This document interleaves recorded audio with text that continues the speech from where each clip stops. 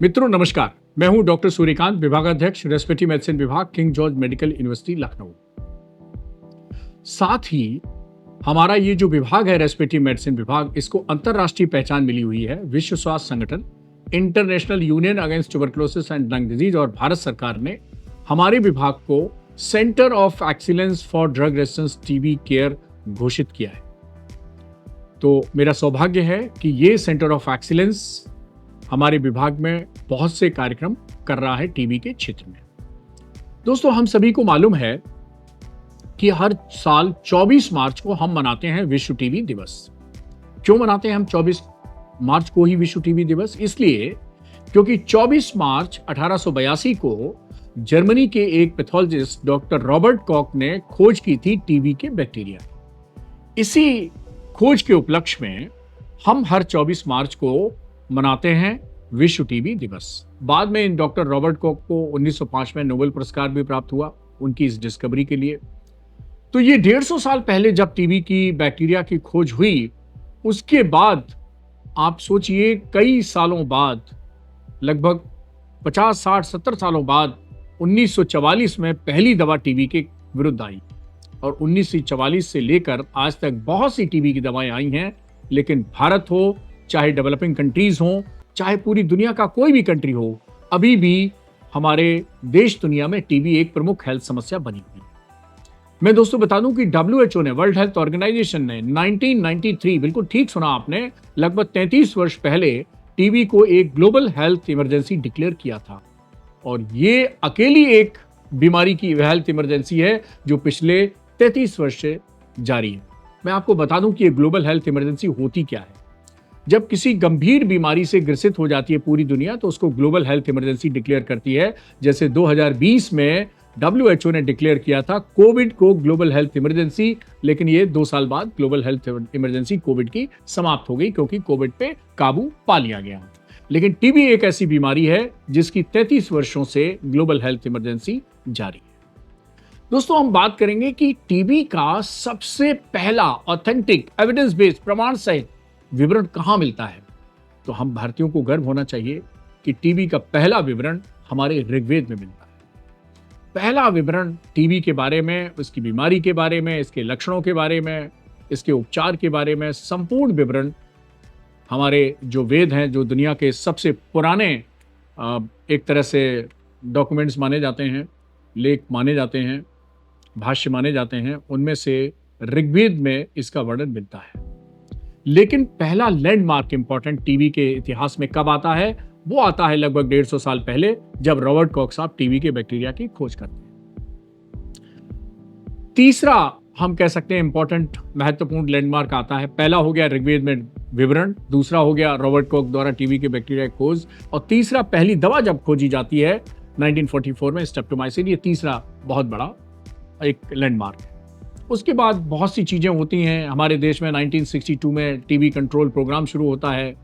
फिर 30 साल बाद उसको फेल डिक्लेयर कर दिया जाता है। 1992 में दोबारा स्ट्रेटेजी बनाई जाती है। 1993 में एक revise national tuberculosis control programme शुरू होता है और फिर जनवरी 2020 में इस प्रोग्राम का नाम नेशनल टीबी एलिमिनेशन प्रोग्राम रख दिया जाता है। ये 150 वर्षों से ज्यादा हमें कारण पता है। लगभग हम कह सकते हैं कि 80 सालों से ज़्यादा हमें इसकी दवाएं मिली हुई हैं। पिछले 2012 से लेके अब तक पिछले 14 वर्षों में कुछ नई दवाएं भी आई हैं। Indian council of medical research ने अभी 2020 से लेके और 2023-24 के बीच में एक क्लिनिकल ट्रायल किया। उसमें ड्रग रेजिस्टेंस टीबी की नई ड्रग रेजिमेन आई है। मेरा सौभाग्य है कि हमारा किंग जॉर्ज मेडिकल यूनिवर्सिटी का रेस्पिरेटरी मेडिसिन विभाग, centre of excellence for drug resistance TB care, इस ICMR की नई दवा का, नई रेजिमेन का हिस्सा रहा है, इस शोध का हिस्सा रहा है। मैं उसका प्रिंसिपल इन्वेस्टिगेटर रहा हूं और उससे जो है अब एक नई रेजिमेन के कारण जो ड्रग रेजिस्टेंस टीबी का ट्रीटमेंट 2 साल हुआ करता था, 18 से 20 महीने हुआ करता था, वो घटकर 6 महीने हुआ है। हमारा कहने का मतलब है कि शोध जारी है, प्रयास जारी हैं, लेकिन टीबी है कि समाप्त होने का नाम नहीं ले रही है। मैं अगर दुनिया की बात करूं तो लगभग 1 करोड़ लोग टीबी के प्रति वर्ष दुनिया में पैदा होते हैं और उनमें से 1/4 कहां है? भारत में। टीबी में भारत की समस्या इतनी है कि दुनिया का हर चौथा टीबी का मरीज भारत में है। तो लगभग एक चौथाई, 1 करोड़ का एक चौथाई, लगभग 26-27 लाख टीबी का मरीज हर साल वो हमारे देश में होता है, नए मरीज आते हैं। अगर हम मृत्यु दर की बात करें तो भी दुनिया का हर चौथी टीबी के कारण होने वाली मृत्यु वो भी भारत में होती है। दुनिया भर में जितनी मृत्यु होती हैं उनकी लगभग 12-13 लाख टीबी की मृत्यु होती हैं पूरी दुनिया में, उसमें से 3 लाख के आसपास वो हमारे देश में हो जाती हैं। यानी लगभग एक चौथाई टीबी की मौत भी हमारी भारत में होती है। नए टीबी के मरीजों, टीबी की मौत से भी ज्यादा एक खतरनाक समस्या भारत में पैदा हो रही है, हमें उस पर ध्यान केंद्रित होना होगा, और वो है मल्टी ड्रग रेजिस्टेंस टीबी अर्थात एमडीआर टीबी, और उससे भी एक बड़ी जटिल समस्या एक्सटेंसिवली ड्रग रेजिस्टेंस टीबी, जिसको हम एक्सटीआर टीबी कहते हैं।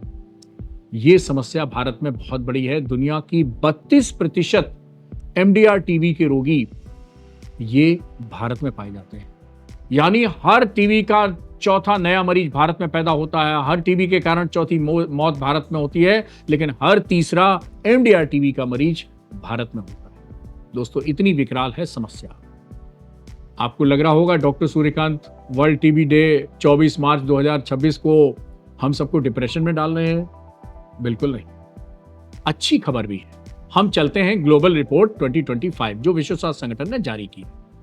दोस्तों, ऐसा क्या है कि इतना सब बर्डन होने के बावजूद भी मैं कह रहा हूं कि अच्छी खबर है। इस रिपोर्ट में अच्छी खबर है। विश्व स्वास्थ्य संगठन ने पहली बार भारत के प्रधानमंत्री, भारत की सरकार, भारत के स्वास्थ्य कार्यकर्ताओं, हम जैसे छोटे डॉक्टर सूर्यकांत जैसे छोटे टीबी हेल्थ वर्कर और तमाम लाखों डॉक्टर्स इस देश के, हजारों लाखों उस टीबी के स्वास्थ्य कार्यकर्ता, डॉट्स के स्वास्थ्य कार्यकर्ता जो इस कार्यक्रम में लगे हुए हैं, हमारे बहुत से state TB officer, district TB officer, बहुत, और हमारे मेडिकल कॉलेज के डॉक्टर्स, आईएमए के doctors, association of physicians India के डॉक्टर, पीडीआई के, एपीआई के बच्चों के डॉक्टर, गायनी के डॉक्टर, सर्जन, ऑर्थोपेडिक, न्यूरोसर्जन, सब कोई टीबी की अपनी अपनी, क्योंकि हम सबको मालूम है टीबी जो है वो शरीर में किसी अंग की हो सकती है, इसलिए हर डॉक्टर इन्वॉल्व है टीबी के खिलाफ इस लड़ाई में। सिर्फ बाल और नाखून, 2 चीज शरीर के ऐसे हिस्से होते हैं जिसकी टीबी नहीं होती है। सिर से लेकर पैर तक किसी अंग की टीबी हो सकती है। तो मैं बात कर रहा था विश्व स्वास्थ्य संगठन की जो ग्लोबल टीबी रिपोर्ट 2025 है, उसमें ऐसी क्या खुशखबरी है भारत की। ये खुशखबरी है कि दुनिया ने जिस रफ्तार से टीबी के नए मरीज और मोर्टेलिटी कम की है, हमने उससे दोगुनी रफ्तार से भारत में टीबी के नए मरीज और मोर्टेलिटी कम की है। क्योंकि इससे पहले टीबी के जो मरीजों की, नए मरीजों की संख्या है वो भी ज्यादा हुआ करती थी और मृत्यु दर भी ज्यादा हुआ करती थी। 30-31% के करीब मृत्यु दर हुआ करती थी, जो घट के 25% हो गई। अर्थात ये जो हमें खुशी मिली है, ये जो हमें बधाई मिली है विश्व स्वास्थ्य संगठन की तरफ से, वो हम सबके सामूहिक प्रयास से है कि हम दुनिया में 28% टीबी की मोर्टेलिटी कम कर पाए और 21% नए मरीज कम कर पाए। और ये जो हमारी घटने की रफ्तार है टीबी की, ये दुनिया की जो ग्लोबल एवरेज है उससे दोगुनी है। तो अभी तक आपने आज जाना कि वर्ल्ड टीबी डे 24 मार्च को हम क्यों मनाते हैं, दुनिया में कितनी भयावह स्थिति है, भारत में कितनी भयावह स्थिति है टीबी की, और फिर भी भारत ने बहुत अच्छी प्रगति की है। हालांकि 2-2.5 वर्ष हमारे कोविड के दौरान काफी खराब गुजरे टीबी के एलिमिनेशन के बारे में। अब हम बात करेंगे आम आदमी के लिए, थोड़ा पब्लिक डोमेन की बात कर ली जाए कि भाई ये टीबी होती क्या है।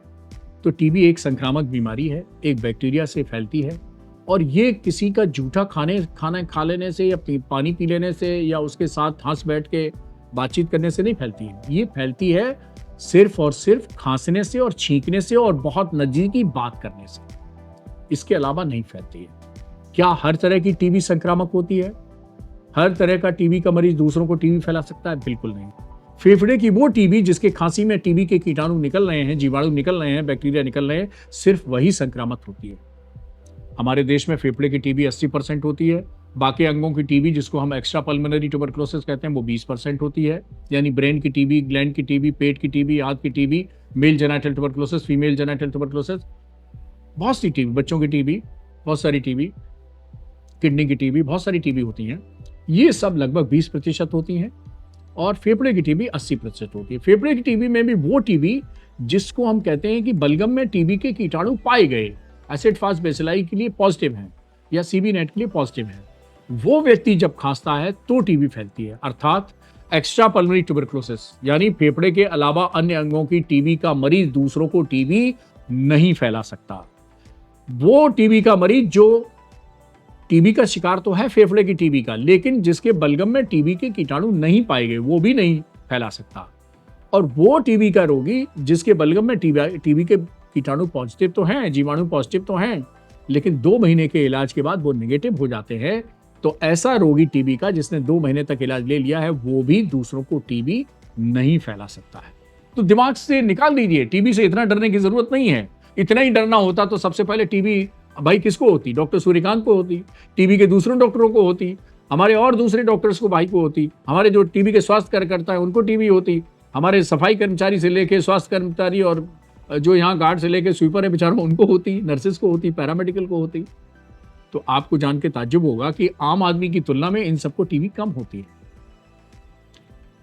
क्योंकि धीरे धीरे हम लोगों में इम्यूनिटी डेवलप हो जाती है।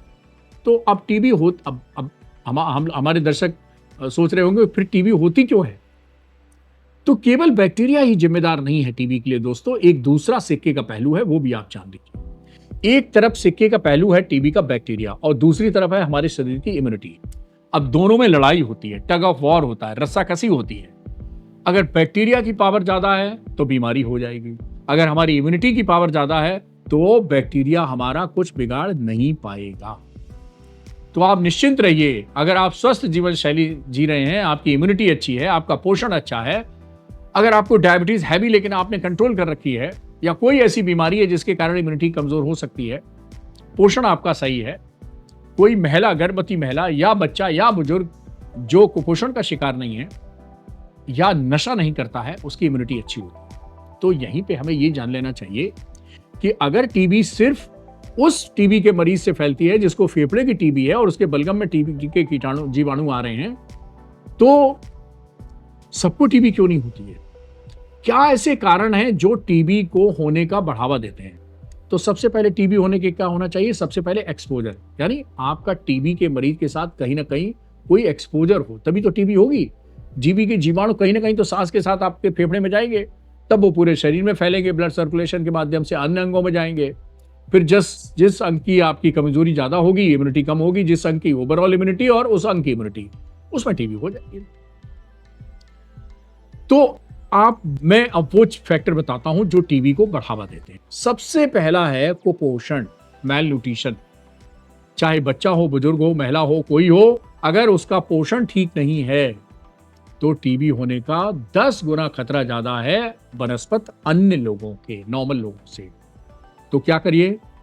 तो मैं बताऊंगा क्या करिए। तो सबसे पहले जान लीजिए कि आपके घर में किसी को कुपोषण नहीं होना चाहिए। अगर आपको लगता है कोई दुबला पतला है, शरीर कमजोर हो रहा है, वजन कमजोर हो रहा है, तो उसकी जाके नजदीकी स्वास्थ्य केंद्र में जांच करें। दूसरा कारण ऐसी बीमारियां हैं जिनसे इम्यूनिटी कमजोर हो जाती है, जैसे HIV, जैसे डायबिटीज, जैसे कैंसर, जैसे chronic liver disease, chronic heart disease, chronic lung disease, ऐसी बहुत सी बीमारियां हैं। एनीमिया, डिप्रेशन, मानसिक बीमारियां, ऐसी बहुत सी बीमारियां हैं जिसमें हमारी तनाव, ऐसी बहुत सी स्थितियां और बीमारियां हैं जिससे हमारी शरीर की इम्यूनिटी कमजोर हो जाती है और उनमें भी टीबी होने का खतरा बढ़ जाता है। अब दोस्तों, मार्च के महीने में एक अंतर्राष्ट्रीय महिला दिवस भी मनाया जाता है। तो मैं लड़कियां और महिलाएं अगर मेरे इस टॉक को सुन रही हैं तो मैं उनके लिए एक स्पेशल पैकेज के रूप में मैसेज दे रहा हूं कि कौन सी ऐसी लड़कियां, महिलाएं हैं जिनको टीबी होने का खतरा ज्यादा है। तो ऐसी लड़कियां जो कुपोषण का शिकार है, एनीमिया की शिकार है, जो अपना पोषण का ध्यान नहीं रख रही हैं, ऐसी लड़कियां जिनकी कम उम्र में शादी की जा रही है, ऐसी महिलाएं जिनको कम उम्र में बच्चा पैदा कर रही हैं और ज्यादा बच्चे पैदा कर रही हैं और कम अंतराल में ज्यादा बच्चे पैदा कर रही हैं, ऐसी महिलाएं जो अभी भी पर्दा प्रथा का इस्तेमाल कर रही हैं, ऐसी महिलाएं जो अभी भी लकड़ी के चूल्हे पर खाना बना रही हैं, LPG पे नहीं बना रही हैं, इन सब में टीबी होने का खतरा ज्यादा है। क्योंकि अंग्रेजी टीबी की एक किताब है, अंग्रेज हैं एक टोमैन, बड़ी अच्छी किताब लिखी है उन्होंने। उसमें उन्होंने लिखा है कि 5 minutes exposure to the sunlight kills all TB bacteria. 5 minute के सूर्य के प्रकाश से टीबी के सभी बैक्टीरिया मर जाते हैं। अब अगर आप नमी वाले घर में, सीलन वाले घर में, बहुत ही कंजस्टेड घर में रहेंगे और आपको खुली हवा और धूप मयसर ही नहीं मिलेगी नहीं, तो आपको टीबी होने का खतरा ज्यादा है। तो न डॉक्टर सूर्यकांत की बातों को भूलिए और न भगवान सूर्य को भूलिए। सुबह उठ के सूर्य को जल चढ़ाइए। हमें लगता है हमारे महर्षियों ने, हमारी सनातन परंपरा में इसीलिए सूर्य को जल चढ़ाने को कहा गया है कि कम से कम 5 मिनट का सनलाइट का एक्सपोजर तो हो, तो विटामिन डी भी मिलेगी और आपको इम्यूनिटी मिलेगी टीबी के बैक्टीरिया के खिलाफ लड़ने के लिए। तो कृपया इसीलिए देखिए टीबी कहाँ होती है। टीबी सबसे ज्यादा होती है स्लम एरियाज में। आप देखिए नाले के किनारे जितनी नमी में बस्ती होती है, झोपड़ी होती है, उनमें सबसे ज्यादा टीबी होती है। एक तो वो बहुत ज्यादा कंजेस्टेड कॉलोनी होती है, एक आदमी खांसता है और सबको फैला देता है। इसी तरह प्रिजनर्स हैं, जो जेल में कैदी हैं, जो मेंटल असलम में हैं, जो किशोर सुधार गृह में हैं, ऐसी जगह जहां पर कंजेस्टेड ज्यादा लोग हैं, डिप्रेशन या नींद की समस्या या अवसाद की समस्या से ग्रसित हैं, किसी तनाव की समस्या से ग्रसित है, उन सब में भी टीबी का खतरा ज्यादा रहता है। तो दोस्तों, खुली हवा में रहें, कहीं भी रहें, आपका साफ सुथरा घर हो, उसमें वेंटिलेशन अच्छा हो, शुद्ध वायु आए और धूप जरूर आए। ऐसा ना हो कि आपका नमी और सीलन में रह रहे हैं, धूप निकल रहे हैं और घर से बाहर निकल ले रहे हैं तो पर्दा और कर ले रहे हैं, तो आपको धूप और हवा मिल ही नहीं रही है, तो टीबी का खतरा बढ़ जाए। इसके बाद ऐसे लोग जो स्मोकिंग, अल्कोहल और दूसरा एडिक्शन के शिकार हैं, नशे के शिकार हैं, तो दोस्तों नशा तो आपको पंचर कर देता है। जैसे गाड़ी में एक कील लग जाती है ना, तो ये नशा रूपी कील भी है, ये आपकी बॉडी को पंचर कर देती है, बॉडी की इम्यूनिटी को कमजोर कर देती है। आपने कोई बीड़ी सिगरेट का धुआं पीता है, 30% धुआं उसके फेफड़े में जाता है, और बीड़ी सिगरेट के साथ एक समस्या है कि वो 70% धुआं अड़ोसी पड़ोसी के फेफड़े में चला जाता है, इस वातावरण को प्रदूषित कर देता है। तो passive smoking is as harmful as active smoking. एक घर में एक आदमी बीड़ी सिगरेट पी रहा है और 5-6 फैमिली के मेंबर जो है वो नहीं पीते हैं लेकिन उसके साथ रहते हैं, तो उनको अननेसेसरली उसका नुकसान हो रहा है। तो पैसिव स्मोकिंग भी एक नुकसानदेह है। बाकी जितने भी नशे हैं, सबसे बॉडी की इम्यूनिटी कमजोर होती है और उसमें 2.5 से 3 गुना जो है वो टीबी होने का खतरा बढ़ता है। वायु प्रदूषण, बढ़ता हुआ वायु प्रदूषण भी एक बहुत बड़ा खतरा बन चुका है टीबी के लिए। बहुत ऐसी नई रिसर्च आई है जिनमें कहा गया है कि ये वायु प्रदूषण हमारे सांस के साथ जाता है और हमारे फेफड़े और अन्य अंगों को नुकसान पहुंचाता है, और फेफड़ा जब कमजोर हो जाता है तो किसी भी कमजोर अंग में बीमारी होना आसान होता है। फेफड़ा कमजोर है, टीबी के बैक्टीरिया अंदर गए, उन्होंने हमला बोला और टीबी हो गई। अगर आपका फेफड़ा स्वस्थ है, जवान है, मजबूत है, आपकी बॉडी इम्यूनिटी अच्छी है, तो कितने भी बैक्टीरिया शरीर में घुस जाएं, कहीं भी विचरण कराएं, नाक से घुसेंगे, फेफड़े में जाएंगे, फेफड़े से ब्लड सर्कुलेशन में जाएंगे, ब्लड सर्कुलेशन से लेके ब्रेन और किडनी सब में जाएंगे, लेकिन हर अंग मजबूत है आपका, आपकी बॉडी इम्यूनिटी ममरूज है, तो आपका कुछ नहीं बिगाड़ पाएंगे। आएंगे जाएंगे, बस आ जा तो सकते हैं, उनमें कोई रोक नहीं कि भाई नाक पे अलीगढ़ का ताला तो आप लगाएंगे नहीं, सांस तो नाक से ही लेंगे, और ये छोटे छोटे होते हैं, दिखते हैं नहीं। अब आपको क्या मालूम कि रेलवे स्टेशन प्लेटफॉर्म में खड़े थे, कौन टीबी का मरीज था, उसने खांस दिया। एक बार टीबी का मरीज जब खांसता है तो 3000 बैक्टीरिया निकलते हैं, और 3 ही बैक्टीरिया काफी है बीमारी होने के लिए। आप एयरपोर्ट पे खड़े थे, रेलवे स्टेशन पे खड़े थे, आप एसी कोच के अंदर विचरण कर रहे हैं जहां वही हवा बार बार सर्कुलेट हो रही है, आप मेले में गए हैं, आप किसी मॉल में गए हैं। हमारे देश में बहुत सारी जगह हैं जहां पर क्लोज इंटरेक्शन होता है, बहुत से लोग रहते हैं, और कोई भी खांस देगा तो मैं बताया ना, एक बार आदमी टीबी का मरीज खांसेगा और 3000 बैक्टीरिया निकलेंगे, और किसी के अंदर 3 भी चले गए तो टीबी हो जाती है। क्या अगले दिन से टीबी हो जाएगी अगर आपके मरीज के अंदर, किसी के अंदर टीबी बैक्टीरिया चले गए? नहीं। केवल जीवन में 10% ये संभावना रहती है टीबी के बैक्टीरिया के एक्सपोजर के बाद कि उसको जीवन में कभी भी टीबी हो सकती है। लेकिन अभी जो मैंने और स्थितियां गिनाई, वायु प्रदूषण है, स्मोकिंग है, नशा है, आपका स्लम एरिया है, आपका मेल न्यूट्रिशन है, चाय भी है, डायबिटीज है, अगर ये सब ज्यादा है तो ये खतरा 10% नहीं ज्यादा हो जाता है। तो मान लीजिए कि 100 लोग एक कमरे में बैठे थे और एक कोई आया चाय लेके सबको, और उसके साथ उस वेटर को, मान लीजिए उस चाय लाने वाले को टीबी थी और उसने खांस दिया, उस हॉल में 3000 बैक्टीरिया निकल गए, तो क्या अगले दिन सब 100 के 100 लोगों को, उस हॉल में बैठे हुए लोगों को टीबी हो जाएगी? बिल्कुल नहीं। 100 में सिर्फ 3 लोगों को टीबी होने की संभावना होगी पूरे जीवन में। तो डरने की जरूरत नहीं है, हाँ बचने की जरूरत है और अपनी इम्यूनिटी संभाल के रखने की जरूरत है। अब दोस्तों आते हैं हम कि इसका निदान कैसे करते हैं, यानी डायग्नोसिस कैसे करते हैं। तो पहले हम जान लेते हैं इसके लक्षण क्या होते हैं। तो फेफड़े की टीबी और गैर अंगों की टीबी, तो अन्य अंगों की टीबी के तो उस अंग के लक्षण होंगे, लेकिन फेफड़े की टीबी सबसे ज्यादा होती है और संक्रामक होती है, तो हम उसकी बात करेंगे। 2 हफ्ते से ज्यादा खांसी है तो टीबी हो सकती है। बहुत फॉर्मूला है 2 का। 2 हफ्ते से ज्यादा खांसी है तो 2 जांचें कराएं। कौन सी 2 जांचें कराएं? 2 बलगम की जांच कराएं और एक्सरे कराएं। 2 बलगम की जांच कौन कराएं? एक sputum for acid fast bacilli और एक स्पुटम फॉर सीबी नेट और ट्रू। तो 2 का बहुत महत्व है। 2 हफ्ते से ज्यादा खांसी है तो टीबी हो सकती है। फिर आपको 2 जांच करानी पड़ेंगी। कौन सी? एक एक्सरे की और बलगम की। बलगम में भी 2 जांच करानी पड़ेंगी, एक स्पुटम फॉर एएफबी और एक स्पुटम फॉर सीबी नेट और ट्रू। क्या ये जांचों के लिए पैसा लगेगा? बिल्कुल नहीं। ये सभी जांचें भारत के किसी भी स्वास्थ्य केंद्र पर फ्री में होती है। और प्रधानमंत्री टीबी मुक्त भारत अभियान की 3 विशेषताएं हैं जो आप सभी याद रखिए और अपने सभी जानने वालों को कहीं भी जाएं उनको बताइए कि टीबी के लिए प्रधानमंत्री टीबी मुक्त भारत अभियान ने भारत सरकार के द्वारा जो योजना चलाई जा रही है टीबी मुक्त भारत के लिए, उसमें 3 सुविधाएं दी हैं। 1, टीबी की जांच फ्री। 2, टीबी का इलाज फ्री। नंबर 3, साथ में 1,000 रुपया महीना टीबी के मरीज को डायरेक्ट बेनिफिट ट्रांसफर के द्वारा फ्री।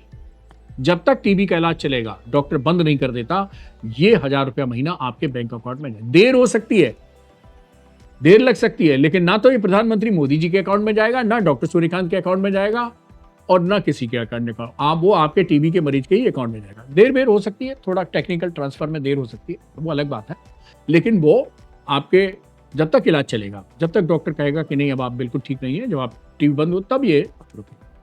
इसके अलावा एक योजना और है सरकार की, वो है निक्षय मित्र योजना। अब आप कहेंगे ये निक्षय मित्र योजना क्या है? निक्षय पोषण तो वो है जो 1,000 रुपए महीने दिया जाता है न्यूट्रिशन सपोर्ट के लिए। निक्षय मित्र योजना जो है वो उत्तर प्रदेश की गवर्नर श्रीमती आनंदीबेन पटेल द्वारा यहाँ उत्तर प्रदेश में पहले प्रारंभ की गई। उन्होंने सबका आह्वान किया, पहले डॉक्टरों का, फिर पैरामेडिकल का, स्वास्थ्य कर्मियों का, फिर यूनिवर्सिटी के सभी टीचर्स का, फिर सबका, खुद उन्होंने स्वयं, गवर्नर हाउस के एम्प्लॉइज, मंत्री, विधायक, सांसद, सबको आह्वान किया कि भाई कम से कम आप कुछ टीबी के मरीजों को गोद लें। अब गोद लें क्या मतलब? अपनी प्रॉपर्टी का वारिस उनको नियुक्त कर दें? जी नहीं। गोद लेने का मतलब है कि महीने में एक बार उनसे मिलिए, उनके हालचाल लीजिए, उनको सोशल सपोर्ट दीजिए, उनको इमोशनल सपोर्ट दीजिए और एक पोषण पोटली दीजिए जिसमें जो न्यूट्रिशन सपोर्ट के यानी न्यूट्रिशनल सपोर्ट दीजिए। अब ये पोषण पोटली में क्या होता है? तो एक पोटली बनाते हैं हम लोग, जब महीने में एक बार टीबी के मरीज को मिलते हैं। निक्षय मित्र हम बन गए। नी माने नहीं, क्षय माने टीबी, मित्र माने मित्र, यानी टीबी को नी करने के लिए, यानी खत्म करने के लिए, समाप्त करने के लिए हम मित्र बनते हैं टीबी के मरीज को और महीने में एक बार उससे मिलते हैं। जब तक इलाज चल रहा है उसके हालचाल पूछते हैं, उसको इमोशनल सपोर्ट देते हैं, सोशल सपोर्ट देते हैं, न्यूट्रिशनल सपोर्ट देते हैं और पूछते हैं कि भाई किसी चीज में कोई दिक्कत तो नहीं, कोई दवा से दिक्कत तो नहीं है और कोई समस्या तो नहीं है। अब इस पोषण पोटली में हम रखते हैं कुछ प्रोटीन, जैसे चना रख दिया, दाल रख दिया, मूंगफली रख दिया, राजमा रख दिया, कुछ फैट जैसे घी रख दिया, तेल रख दिया, नमक रख दिया, मसाला रख दिया, कुछ उसको सत्तू रख दिया, गुड़ रख दिया, तेल की शीशी रख दी, वगैरह वगैरह, कुछ फल रख दिए। बच्चा अगर टीबी का है तो कुछ स्टेशनरी, पेन, पेंसिल, कॉपी रख दिया। तो इस तरह के हमारे अभियान में मेरा भी आग्रह है कि इस अभियान में जुड़िए। ये जो हमारी गवर्नर साहिबा द्वारा प्रोग्राम शुरू किया गया था, ये माननीय प्रधानमंत्री मोदी जी ने इसको फिर नेशनल प्रोग्राम बना दिया। जी हाँ, दुनिया का अकेला प्रोग्राम है, दुनिया में कहीं इतनी सुविधा टीबी के मरीज को नहीं मिलती है। ना तो न्यूट्रिशन सपोर्ट मिलता है, यानी निक्षय पोषण योजना जैसी कोई नहीं है, ना निक्षय मित्र जैसी योजना पूरे देश दुनिया में। ये इकलौती भारत की योजना है जो हमारे भारत में चल रही है और हम सभी निक्षय मित्र हैं। हमारी कुलपति हों, हमारे दूसरे प्रशासनिक अधिकारी हों, चाहे जो डायरेक्टर जनरल मेडिकल एजुकेशन हो, चाहे हमारे एसीएस हेल्थ एंड मेडिकल हों, चाहे हमारे स्वास्थ्य मंत्री जी हों, मुख्यमंत्री जी हों, गवर्नर, वो तो वहीं हैं ऑलरेडी से। हमारे सब हायरकी में जितने लोग हैं सब निक्षय मित्र बने हुए हैं। हमारे मेडिकल कॉलेज के teacher, junior doctor, nursing, paramedical सब बने हुए हैं। हमारे जितने एनजीओज हैं, जैसे रोटरी क्लब है, धन्वंतरी सेवा न्यास है, हरिओम सेवा केंद्र है, हमारा सांस्कृतिक गौरव संस्थान है, बहुत ऐसे एनजीओज हैं जो सब इसमें पार्टिसिपेट करते हैं। हमारा ऑल इंडिया पयामे इंसानियत फोरम है, बहुत सारी संस्थाएं हैं जो बढ़ चढ़कर टीबी के रोगियों को गोद लेती हैं, उनके निक्षय मित्र बनते हैं और उनको हर महीने पोषण पोटली देते हैं, उनसे संपर्क और संवाद बनाए रखते हैं। आप भी बनिए। इलाज फ्री है, जांच फ्री है, पोषण भत्ता फ्री है, निक्षय मित्र बनके भी आपको मिल रही है। क्या और कोई चीज है जो आपको डायरेक्ट इनडायरेक्ट टीबी के लिए सपोर्ट कर रही है? हाँ, एक योजना और है जिसको हम भूल जाते हैं, जो हमारे पोषण को बराबर टीबी को रोकथाम में बड़ी काम आ रही है। वो है एक मुफ्त राशन की योजना जो प्रधानमंत्री जी द्वारा कोविड में शुरू की गई थी, आज भी चालू है। 81 करोड़ देश के गरीब लोगों को फ्री राशन मिलता है, अर्थात कोई भी भूखों न मरे, भूखों न सोए और उसका पोषण ठीक रहे। ये अभियान भी आगे चल के, इस पे हमारा शोध भी है, आगे चल के ये अभियान भी हमारे टीबी मुक्त भारत बनने में एक इनडायरेक्टली बहुत अच्छा काम करेगा। एक और विषय है, उसके बाद मैं टीबी के रोगियों के लिए कुछ डूज एंड डोंट्स बताऊंगा, कुछ और लोगों के लिए। एक और चीज है कि टीबी के हमारा जो नेशनल प्रोग्राम चलता है, national TB elimination programme, TB का इलाज बंद होने के बाद 2 साल तक उस मरीज का फॉलोअप होता है। हर 6-6 महीने बाद उसको हम देखते हैं, क्योंकि कुछ 4-5% मरीज ऐसे होते हैं जिनको एक बार इलाज लेने के बाद भी दूसरी बार टीबी होने का खतरा बना रहता है। तो ये ना हो जाए, इसलिए और ये खतरा पहली साल में ज्यादा होता है, हम लोग 2 साल उसको फॉलोअप करते हैं। एक और स्थिति है, उसको कहते हैं कि ये जो टीबी के मरीज है, फेफड़े के टीबी के मरीज, क्या पूरा इलाज होने के बाद उनकी सख्त तकलीफें दूर हो जाती हैं? जी नहीं। तो क्या हो जाता है? तो कई मरीजों में टीबी में धब्बे रुक जाते हैं, कई मरीजों में सांस की नलियों में रुकावट आ जाती है, घाव बन जाते हैं और उनसे बड़ी समस्याएं हो जाती हैं। इनको हम कहते हैं पोस्ट टीबी कॉम्प्लिकेशन या पोस्ट टीबी सिक्वली। उसके लिए एक दुनिया में एक योजना चलती है, पल्मोनरी रिहैबिलिटेशन। हमारे उत्तर प्रदेश में पहला pulmonary rehabilitation centre Uttar Pradesh का पब्लिक सेक्टर में हमारे किंग जॉर्ज मेडिकल यूनिवर्सिटी में state of the art pulmonary rehabilitation centre हमारे यहाँ स्थापित है। और इस सेंटर में भी ऐसे मरीजों की जो सेवा दी जाती है वो बिल्कुल निःशुल्क दी जाती है। ये उत्तर प्रदेश का पहला और देश का अनूठा केंद्र है हमारा। हमने इसके लिए एक सोसाइटी भी बनाई है, उसका नाम रखा है पल्मोनरी रिहैबिलिटेशन सोसाइटी। ये भी देश की पहली ऐसी सोसाइटी है जो कमिटेड है पूरी तरह से टीबी, पोस्ट टीबी सिक्वली के मरीजों के लिए या दूसरे क्रोनिक सांस के मरीजों के लिए।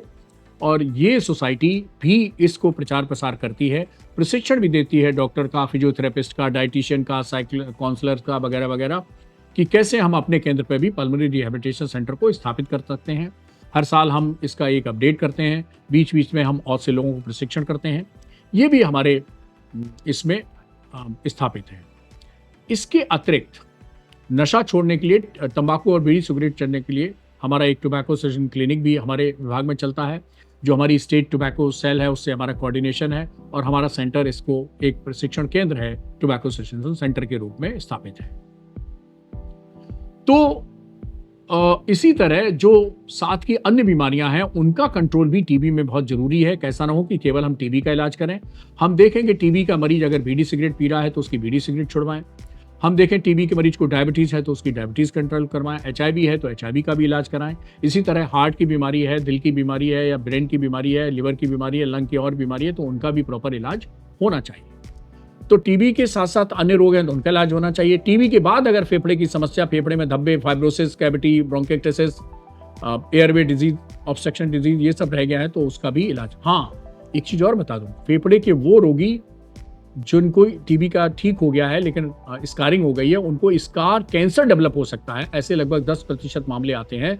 तो टीबी होने के बाद अगर आपको अचानक वजन कम होता है या और कोई कष्ट होता है तो भी आपको चेस्ट के रेस्पिरेटरी एक्सपर्ट को या चेस्ट के एक्सपर्ट को दिखाना चाहिए कि कहीं ऐसा तो नहीं है कि आपको लंग कैंसर डेवलप हो रहा है। खासतौर पर वो लोग जिन्होंने पहले बीड़ी सिगरेट धूम्रपान भी किया है उनको ये खतरा ज़्यादा होता है, या टीबी होने के बाद जिन्होंने दोबारा बीड़ी सिगरेट शुरू कर दी है उनको ये खतरा ज़्यादा होता है। तो दोस्तों, टीबी के इलाज बीच में बंद कर देने से क्या नुकसान है? तो साधारण टीबी जटिल टीबी में बदल जाती है। अब आप कहेंगे साधारण टीबी और जटिल टीबी क्या है? साधारण टीबी अर्थात सेंसिटिव टीबी, सेंसिटिव टीबी का इलाज 6 महीने चलता है और ये आसान होता है करना। जटिल टीबी जो है उसमें बैक्टीरिया रेजिस्टेंट हो जाता है। साधारण टीबी की दवाएं काम नहीं आती हैं। इसको MDR टीबी या XDR टीबी कहती है, जैसा मैंने पहले भी बताया। और इसका इलाज 18 से 20 महीने चलता है। तो इसलिए कृपया बीच में इलाज को नहीं छोड़ना चाहिए। दूसरा, अपने पोषण का ख्याल रखना चाहिए, जैसे मैंने बताया। और समाज से मैं कहता हूं कि ये जो 1000 रुपया पोषण भत्ता मिल रहा है, कई बार लोग क्या करते हैं कि अपने अकाउंट में लिखवा देते हैं, उसमें ट्रांसफर करते रहते हैं, और जो टीबी का मरीज घर में है उसको पोषण के लिए नहीं खर्च करते। कृपया ऐसा ना करें। दूसरा एक पहलू है, समाज से मैं कहता हूं कि टीबी के रोगियों के साथ भेदभाव नहीं होना चाहिए। अभी भी टीबी को एक सोशल स्टिग्मा, एक सामाजिक एक तरह से कलंक माना जाता है। बच्चे को टीबी हो जाए तो उसके चाचा का लड़का, मामा का लड़का, बुआ का लड़का, मौसी का लड़का, मतलब घर का ही लड़का उसके साथ बैठता नहीं है। जो क्लासरूम में जो जान जाते हैं तो उनके साथ बैठते नहीं हैं, बगल में बैठ के टिफिन शेयर नहीं करते हैं, खाना नहीं खाते हैं, खेलते नहीं हैं। ऐसा बच्चों के साथ नहीं होना चाहिए। महिलाओं के साथ तो और स्थिति है। पहली बात तो महिलाएं जो है वो अपनी बीमारी को छुपाती रहती हैं। कृपया मत छुपाइए। 2 हफ्ते से ज़्यादा खांसी है तो आपका भी उतना ही अधिकार है जांच कराने का जितना पुरुष का। तो जांच कराइए। अधिकतर देखा गया है कि टीबी में, महिलाओं में जब टीबी होती है तो बीमारी बढ़ती रहती है, वो जांच नहीं उनकी समय पे हो पाती है। तो जांच समय पे कराइए। दूसरा, अपने पोषण का ख्याल रखिए। आप लोग तनाव में मत रहिए। कोई तकलीफ है तो अपने सभी पति को और दूसरे परिवार के लोगों को उससे साझा करिए। तीसरा, आप सरकारी केंद्र में जाएंगे तो फ्री दवा मिलेगी। ये मत सोचिए कि हमारे घर का हेल्थ का बजट बन जाएगा अगर हम बताएंगे बीमारी पति को। पति आजकल वैसे ही टेंशन में है, हमारी बीमारी को लेकर और टेंशन में आ जाएंगे। आप बिल्कुल निश्चिंत रहिए। फ्री इलाज होता है, फ्री जांच होती है, साथ में 1000 रुपये महीना आप ही के अकाउंट में आने वाला है। उसको आप फल और दूध खा के इस्तेमाल करिए। तो सामाजिक भेदभाव किसी हमारे संज्ञान में आया है। हमारे ऊपर इसके ऊपर एक शोध भी है, हमारा प्रकाशित हुआ है, जेंडर इश्यूज इन ट्यूबरक्लोसिस। उसमें देखा गया है कि लोग टीबी हो जाए महिला को तो उसको तलाक देते हैं, उसको मायके भेज देते हैं, उसको सेपरेट कर देते हैं, उसका खाने पीना हुक्का सब बंद कर देते हैं, ससुराल से निकाल के कह देते हैं कि नहीं अब टीबी ठीक हो जाए तब आना। ऐसा बिल्कुल नहीं करना चाहिए। उल्टा, अगर पुरुष को टीबी हो जाए तो महिला ख्याल रखती है, पोषण ठीक से देती है, पूरी चिंता करती है, तो आप उसके साथ भेदभाव क्यों करते हैं? तो इस तरह के भेदभाव न बच्चों के साथ, खासतौर पर न महिलाओं के साथ, न किसी अन्य टीबी के रोग के साथ, ये भेदभाव नहीं होना चाहिए। और अंत में संदेश देता हूं कि हम सब एक साथ टीबी के खिलाफ लड़ेंगे तो हम टीबी के जंग जीतेंगे। तो टीबी को बस लास्ट में एक और मैं कहूंगा समाज के लिए कि टीबी को ना छिपाएं और टीबी को ना फैलाएं। ना फैलाएं का मतलब है कि अगर आपको खांसी आती रहेगी तो आप फैलाते रहेंगे। अगर आप जैसे ही 2 हफ्ते से ज्यादा खांसी होती है अपनी जांच करा लेंगे तो आपका फैलाना रुक जाएगा। तो इस हमारे संदेश को याद रखिए कि टीबी को न छुपाएं और टीबी को न फैलाएं। आपने हमारी बात ध्यानपूर्वक सुनी। बहुत बहुत धन्यवाद, आभार, नमस्ते।